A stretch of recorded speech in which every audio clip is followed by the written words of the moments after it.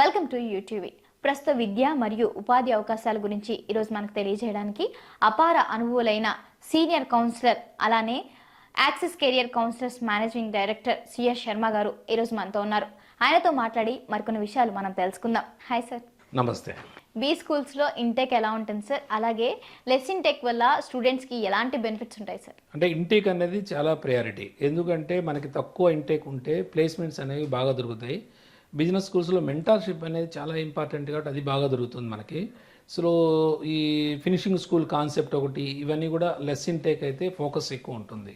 అదే కాకుండా మేజర్గా ఏంటంటే ఇప్పుడు బిజినెస్ స్కూల్స్లో మల్టిపుల్ కంపెనీస్ వస్తాయి. అంటే ప్రతి స్టూడెంట్ ఎలా ఆలోచిస్తాడంటే ఇప్పుడు సాఫ్ట్వేర్ రంగంతో పోల్చినప్పుడు ఏంటంటే మీకు సాఫ్ట్వేర్ అయితే కంపెనీస్ ఏం చేస్తాయి, ఇప్పుడు డెలైట్ కానీ యాక్సెంచర్ కానీ లేకపోతే ఇన్ఫోసిస్ టీసీఎస్ ఈ కంపెనీస్ అన్నీ ఏంటంటే ఒక క్యాంపస్ సెలక్షన్స్కి వచ్చినప్పుడు ఆటోమేటిక్గా మీకు 200 250 అలా తీసుకుంటాయి యూనివర్సిటీస్లో. సో ఆల్మోస్ట్ అంటే మీకు 200 డెలైట్, టీసీఎస్ ఒక 200 మంది, అట్లానే మీకు ఒక ఇన్ఫోసిస్ ఒక 150 మంది, ఇట్లా ఆల్మోస్ట్ మీకు అక్కడ 1500 మంది ఉంటే ఫైనల్ ఇయర్స్ ఆల్మోస్ట్ ఒక 1300 to 1400 సెలెక్ట్ అయిపోతారు. కానీ వేరే యాజ్ మేనేజ్మెంట్ అట్లా ఉండదు. అంటే చాలామందికి అవగాహన లేకపోవడం వల్ల స్టూడెంట్స్ ఎలా ఆలోచిస్తారంటే అలా ఆలోచిస్తారు. మేనేజ్మెంట్లో ఏంటంటే మీకు పొజిషన్స్ అనేవి చాలా తక్కువ ఉంటాయి. అంటే సపోజ్ ఒక డెలైట్ వచ్చింది అనుకోండి, ఒక మార్కెటింగ్ వాడినో లేకపోతే హెచ్ఆర్ ఫైనాన్సో లేకపోతే అనలిటిక్స్ స్టూడెంట్నో తీసుకోవడానికి వాళ్ళు ఎంతమంది తీసుకుంటారు? ఒక 3 or 4 లేకపోతే ఇన్ఫోసిస్ లాంటి కంపెనీ అయితే ఒక 8 మందిని తీసుకుంటుంది, లేకపోతే 7 మందిని తీసుకుంటుంది. అంతకన్నా ఎక్కువ తీసుకోరు.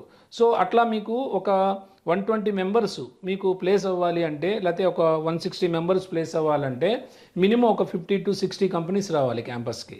50 to 60 వస్తే అడ్వాంటేజ్ ఏంటంటే ఒక్కొక్క కంపెనీలో వాడికి ఆల్మోస్ట్ ఒక 2-3 ఆఫర్లు వస్తాయి.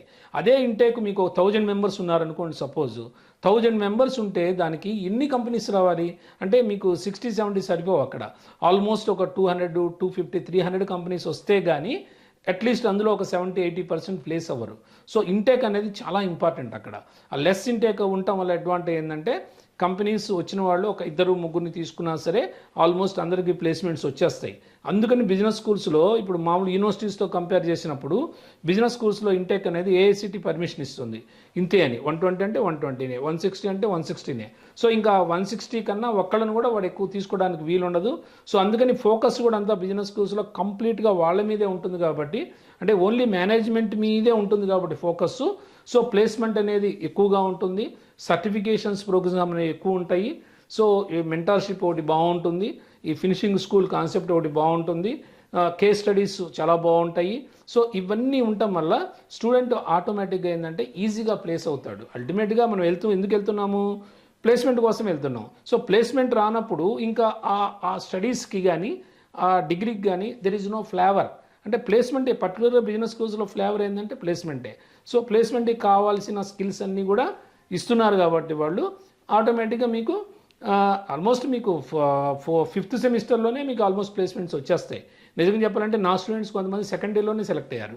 అంటే ఆల్మోస్ట్ మీకు 3rd సెమిస్టర్ అలా అయిపోగానే 4th సెమిస్టర్లో ఇంటర్న్షిప్కి వెళ్తారు, సమ్మర్ ఇంటర్న్షిప్. సో ఇంటర్న్షిప్ నుంచి రాగానే ఆటోమేటిక్గా అదే కంపెనీ వాళ్ళు అందులోనే అబ్జర్వ్ చేసుకున్నారు. అంటే సెకండ్ ఇయరే వచ్చేసింది. అంటే మీకు ఫీజులో 50% అక్కడ కవర్ అయిపోతూ ఉంది. సో ఇన్ని అడ్వాంటేజెస్ ఉన్నాయి కాబట్టి అందుకనే students they are preferring only B schools అనమాట. సార్ బీబీఏ బీకామ్ బీఎస్సీ స్టూడెంట్స్కి క్యాంపస్ సెలక్షన్స్లో చాలా జాబ్స్ వస్తున్నాయి కదా సార్, వాళ్ళు అక్కడితో ఆగిపోవడం బెస్ట్ అంటారా, లేదంటే ఫర్దర్గా పోస్ట్ గ్రాడ్యుయేషన్ చేసి ఇంకా మంచి జాబ్స్ తెచ్చుకోవడం బెస్ట్ అంటారా సార్? మీ సలహా ఏంటి సార్?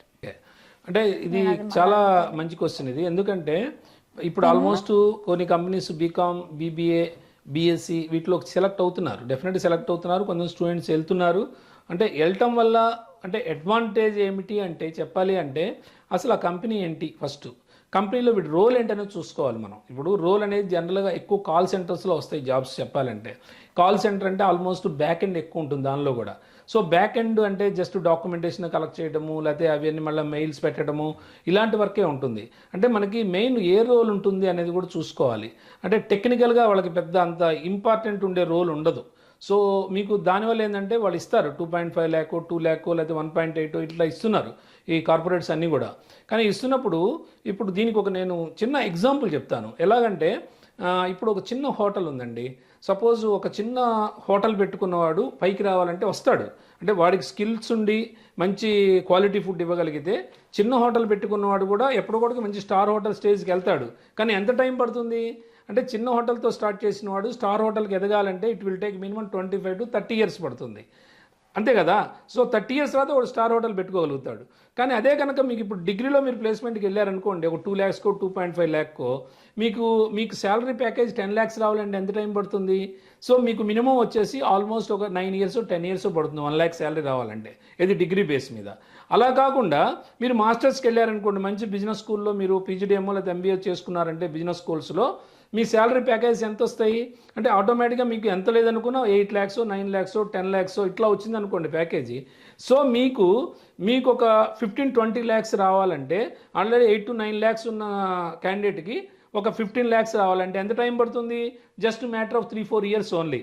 అంటే 3-4 yearsలో అంటే నువ్వు మాస్టర్స్ చేసిన తర్వాత 4-5 yearsలో 15 lakhsకి వెళ్తున్నావంటే సో నువ్వు అసలు నీ కెరీర్ ఎలా ఉంటుంది? అంటే నువ్వు ఒక్క 5 years 6 years అయిన తర్వాత ఆటోమేటిక్గా నీ ఫైనాన్షియల్ పొజిషన్ అద్భుతంగా ఉంటుంది. ఒక 10 years ఎక్స్పీరియన్స్ వచ్చిన తర్వాత నువ్వు ఒక ఎంటర్‌ప్రెన్యూర్ అవుతావు. అంటే 10 మందికి ఉపాధి ఇవ్వాలనుకుంటావు కానీ సో నువ్వు ఎవరి దగ్గరకో ఉపాధి ఎత్తుక్కోవడానికి వెళ్తావని నేను అనుకోను. ఎందుకంటే అంత మంచి పొజిషన్లో ఉంటావు నువ్వు. సో అది మెయిన్ అడ్వాంటేజ్. అంటే ఎందుకు ఆ హోటల్ ఎగ్జాంపుల్ చెప్పానంటే వర్తున్నప్పుడు ఎవడైనా పైకి వెళ్తాడు. నువ్వు డిగ్రీతో ప్లేస్మెంట్ వెళ్ళినా వెళ్తావు. కానీ నీకెంత 15-20 years వచ్చినప్పుడు నువ్వు వెళ్తావు 15 lakhs ప్యాకేజీకి. వేరాజ్ మాస్టర్స్ చేసుకొని డైరెక్ట్గా 8 lakhs 9 lakhs ప్యాకేజీకి వెళ్ళావు అనుకో, సో ఆటోమేటిక్గా వితిన్ 4-5 years 15 lakhs శాలరీకి వెళ్తావు. తర్వాత నీకు ఆ అనుభవం మంచి పాఠం నేర్పుతుంది నీకు.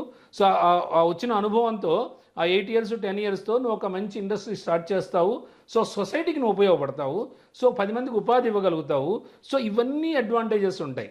సో అందుకని నేను చెప్పేది ఏంటంటే ఆ డిగ్రీలో ఏ ప్లేస్మెంట్ వచ్చినా సరే నీ స్కిల్ ఉంది, కొద్దిగా ఇన్వెస్ట్ చేసుకోగలిగితే ఫర్దర్ స్టడీస్కి అంటే మేనేజ్మెంట్కి అంటే మాస్టర్స్కి ఉండే వాల్యూ వేరు డెఫినెట్గా మార్కెట్లో.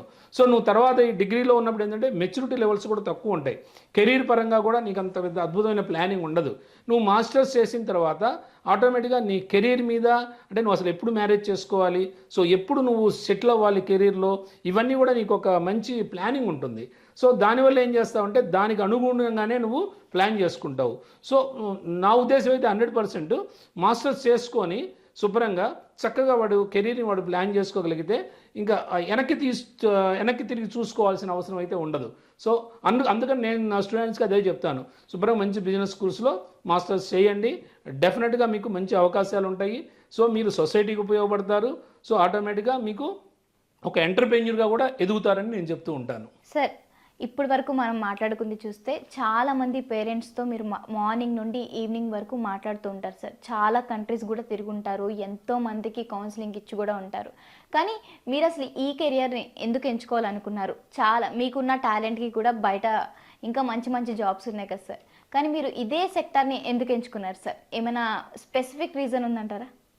చాలా కారణాలు ఉన్నాయి. చెప్పాలంటే యాక్చువల్గా మేము అంటే ఇప్పుడు సపోజ్ నేను ఆల్మోస్ట్ నాకు 55 years ఇప్పుడు. సో 55 yearsలో నేను ఆల్మోస్ట్ ఒక 15 years నుంచి కౌన్సిలింగ్లోనే ఉన్నాను పర్టికులర్గా. సో ఇంతకుముందు విజ్ఞాన్ గ్రూప్ ఇలాంటి వాటిలో చాలా వర్క్ చేశాను, కార్పొరేట్ హెడ్గా వర్క్ చేశాను, డైరెక్టర్గా వర్క్ చేశాను మిగిలిన కొన్ని ఇంజనీరింగ్ కాలేజీల్లో.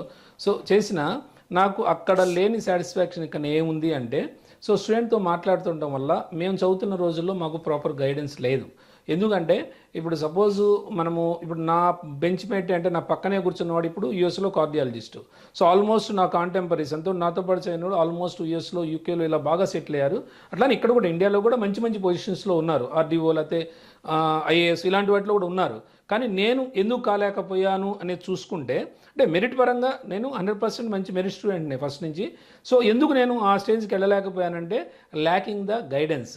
అంటే జనరల్గా స్టూడెంట్కి ప్రాబ్లం ఎక్కడ వస్తాయంటే lacking the Dzire, lacking the guidance, lacking the discipline, ఇవన్నీ ఉండటం వల్ల ల్యాకింగ్ ద మోటివేషన్. అంటే ప్రాపర్గా మోటివేషన్ లేకపోవటం వల్ల కూడా స్టూడెంట్ వాడు కరెక్ట్ పొజిషన్కి వెళ్ళలేకపోతాడు. సో ఇవన్నీ నేను ఫేస్ చేశాను కాబట్టి నేను చదువుతున్న రోజుల్లో దట్టు మనకంత ఫ్యామిలీలో అంత ఎడ్యుకేషన్ ఎవరు లేరు. సో మనం చదువుతున్నదే గొప్ప అనుకునేవాళ్ళం అప్పట్లో. అంటే మన ఫ్రెండ్ ఏ గ్రూప్ తీసుకుంటే ఆ గ్రూప్కి వెళ్ళిపోవటము, మనకి దాని మీద అవగాహన లేదు, వాడు తీసుకుంటున్నాడు కాబట్టి వాడితో పాటు వెళ్ళిపోవటము. సో ఇట్లా అవ్వటం వల్ల కూడా కొంత కెరీర్లో కొన్ని గ్యాప్స్ వస్తాయి, ఆటోమేటిక్గా వస్తాయి. సో ఇప్పుడున్న స్టూడెంట్కి అలా కాదు కదా. ఇప్పుడు ఏంటంటే వాడికి గూగుల్లో కొంత సెర్చ్ చేయొచ్చు వాడు, అలాగే మాలాంటి ఎక్స్పర్ట్స్ దగ్గరకు వచ్చిన చక్కగా మనం మొత్తం ఎక్స్ప్లెయిన్ చేస్తాం వాడికి ఏది బాగుంటుంది కెరీర్ పరంగా. వాళ్ళకి ప్రతి ఫ్యామిలీలో ఆల్మోస్ట్ అందరూ బాగా చదువుతున్నారు, వాళ్ళకి మంచి గైడెన్స్ దొరుకుతుంది ఫ్యామిలీలో కూడా. సో అయినప్పటికీ ఇప్పటికి కూడా చాలామంది స్టూడెంట్స్ ఏంటంటే వాళ్ళ అంటే ఫ్రెండ్ యొక్క దీనిలో పడిపోవటమో, లేకపోతే వాడు వెళ్ళిపోతున్నాడు, లేకపోతే అమ్మాయి వెళ్ళిపోతుంది, నేను కూడా అక్కడ చదవాలి, అట్లా చదువుకోవటమో, అంటే వాడికి కరెక్ట్గా ఒక గోల్ లేకపోవటం వల్ల సో డెఫినెట్గా ఇబ్బంది పడుతున్నారు. ఫైనాన్షియల్ ప్రాబ్లం అనేది ఈ రోజుల్లో నేను చెప్పాలంటే మేము చేసిన దానికన్నా చాలా తక్కువే ఇప్పుడు. ఎందుకంటే అంత ఫైనాన్షియల్ ప్రాబ్లం ఏం లేదు ఇప్పుడు. ఎందుకంటే బ్యాంక్ లోన్స్ ఉన్నాయి వాడికి, ఈవెన్ మిడిల్ క్లాస్ పర్సన్కి కూడా బ్యాంకు లోన్స్ బాగానే వస్తున్నాయి ఇప్పుడు, 8 to 10 lakhs ఈజీగా వస్తున్నాయి. సో నిజంగా స్టూడెంట్ కెరీర్లో బాగా సెటిల్ అవ్వాలంటే ఇప్పుడు చాలా అవకాశాలు ఉన్నాయి. అంటే ఏదో చెప్తుంటారు ఫైనాన్షియల్ ప్రాబ్లం అనేది, అది అయితే కరెక్ట్ కాదు 100%. సో ఇవన్నీ చేయడం కోసం ఇప్పుడు నేను స్టూడెంట్స్తో, ఇప్పుడు నా స్టూడెంట్స్ ఉన్నారు చాలామంది.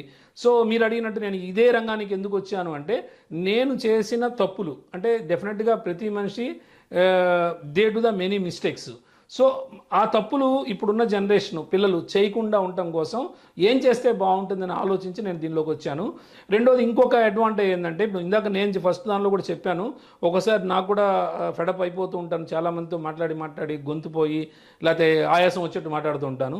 సో దానివల్ల నేను ఒక్కోసారి వెక్స్ అయిపోతూ ఉంటాను. కానీ నాకు ఒక స్టూడెంట్ ఫోన్ చేసి, సార్ మీ వల్లే నేను ఇక్కడ వచ్చాను సార్, కెనడా వచ్చాను, ఇక్కడ మంచి జాబ్లు చేస్తున్నాను, లేకపోతే మీ వల్లే నాకు ఇట్లా సెకండ్ ఇయర్లో నాకు జాబ్ వచ్చేసిందండి, నాకు 9.5 lakhs ప్యాకేజ్ వచ్చిందండి, నాకు 12 lakhs ప్యాకేజ్ వచ్చిందని ఇట్లా రోజు నాకు కాల్స్ వస్తూ ఉంటాయి. వచ్చినప్పుడు ఏంటంటే ఎమ్మడే నేను చాలా బూస్టప్ అయిపోతా, అంటే మోటివేట్ అవుతా చెప్పాలంటే. సో ఓకే నా వల్ల కదా వాళ్ళకి అంత మంచి పొజిషన్ వచ్చింది, దట్ ఆ మాట అంటారు వాళ్ళు, sir because of you only I'm here అంటారు. సో అది చాలా మనకి ఆ మాట నాకు ఆ రోజంతా కూడా నాకు దాని మీద మైండ్లో ఉంటూనే ఉంటుంది అమ్మాయి అన్నమాట. అంటే వాళ్ళ వల్ల మనకేం డబ్బులు వచ్చినాయా అని కాదు, బట్ వాళ్ళ కెరీర్కి నేను ఉపయోగపడ్డాను కదా. అంటే ఆటోమేటిక్గా నేను ఫైనాన్షియల్గా హెల్ప్ చేయలేకపోయినా జస్ట్ ఏ టైంలో ఏం చేయాలో నేను చెప్పాను. సో వాళ్ళు అలాగ సెటిల్ అవ్వటం వల్ల, వాళ్ళు నాతో మాట్లాడటం వల్ల ఆటోమేటిక్గా నాకు ఆ మోటివేషన్ అనేది చాలా ఎక్కువ ప్రభావం చూపిస్తుంది నా మీద. సో అందుకని చెప్పి నేను ఈ లైన్లో ఎంచుకోవడానికి ప్రధాన కారణము నేను చేసిన తప్పులు ఈ జనరేషన్ చేయకూడదు అని. సో 100% వాళ్ళకి ఏ రకంగా చేస్తే బాగుంటుందని చెప్పడం కోసమే నేను, అసలు నాకు అలుపు అనేది ఉండదు. మా ఆఫీస్కి వస్తారు students, almost parents, almost 2 hours 3 hours మాట్లాడతాను నేను. అంటే whether they go for that particular admission or not, I don't mind. ఎందుకంటే వాళ్ళు వెళ్ళిన వాళ్ళపై నాకేం ఇబ్బంది లేదు, బట్ నా వల్ల వాళ్ళకు కొంత గైడెన్స్ దొరికింది అంటే డెఫినెట్గా అది అడ్వాంటేజే కదా. అంటే ఆ స్టూడెంట్ స్కిల్స్ని బట్టి కూడా నేను చెప్పగలుగుతా. ఎందుకంటే ఒక స్టూడెంట్ వస్తాడు, సో ఏవో చెప్తాడు, business schools, top business schools ఏవో చెప్తాడు, కానీ ఈ స్టూడెంట్ అక్కడ ఫిట్ అవుతాడని వాడికి తెలియదు కదా. ఎవరో స్టూడెంట్ చేరుతాడు, టక్కున ఆ ఇన్స్టిట్యూషన్కి వెళ్తాడు, కానీ వీడి తర్వాత ఫీజు కడతాడు, అంతా వచ్చేస్తాడు, వెనక్కి బౌన్స్ అయిపోతాడు. సో ఫైనాన్షియల్గా లాస్ అయిపోతాడు, కెరీర్ పరంగా లాస్ అయిపోతాడు. అదే నా దగ్గరకు వచ్చాడు అనుకోండి స్టూడెంట్, వాడు ఏ బిజినెస్ స్కూల్లో కరెక్ట్గా ఫిట్ అవుతాడు, వాడు ఎక్కడైతే వాడికి ప్లేస్మెంట్ వస్తుంది, సో ఏ రకంగా ప్లేస్మెంట్స్ ఉన్నాయి, వాడి బ్యాంక్ లోన్ ఏ రకంగా ఇప్పించగలుగుతాను నేను అనేది కూడా నేను కూడా కొద్దిగా ఆలోచించి వాడికి ప్రాపర్ గైడెన్స్ ఇస్తాను. కాబట్టి కెరీర్ పరంగా నేను డెఫినెట్గా వాడికి 100% వాడి లైఫ్ అంతా కూడా నేను గుర్తుంటాను, ఏ రకంగా అయినా 100% గుర్తుంటాను. సో మనకు అంతకాలం కావాల్సింది ఏముంది అంటే, సొసైటీకి మనం ఏం చేసామనేది కూడా మన ఇంపార్టెంటే కదా. సొసైటీ మనకి ఏమి ఇచ్చిందని కాదు, how actually we are giving to the society అనేది ఇంపార్టెంట్. సో ఆ కాన్సెప్ట్లోనే మనం ఎంత మటుకు హెల్ప్ చేయగలుగుతున్నాం జనాలకి అనేది కూడా చాలా ఇంపార్టెంట్. సో అందువల్ల నేను ఈ రంగానికి రావడం ప్రధాన కారణము. సో స్టూడెంట్స్కి హెల్ప్ అవ్వాలి, పేరెంట్స్ కూడా చాలామంది కొంత అంటే ఆ రోజుల్లో చదువు లేకపోవడం వల్ల స్టూడెంట్స్ కొంత గైడెన్స్ ప్రాపర్ గైడెన్స్ ఇవ్వలేకపోతున్నారు పిల్లలకి. సో ఇవన్నీ ఓవర్కమ్ చేస్తూ నేను కొంత బెస్ట్ గైడెన్స్ అయితే స్టూడెంట్స్కి ఇవ్వగలుగుతాను అని నేను అనుకుంటున్నాను. అది మీకు కనుక ఏమైనా డౌట్స్ ఉంటే క్రింద స్క్రోల్ అవుతున్న నంబర్స్కి కాల్ చేసి మీరు తెలుసుకోవచ్చు.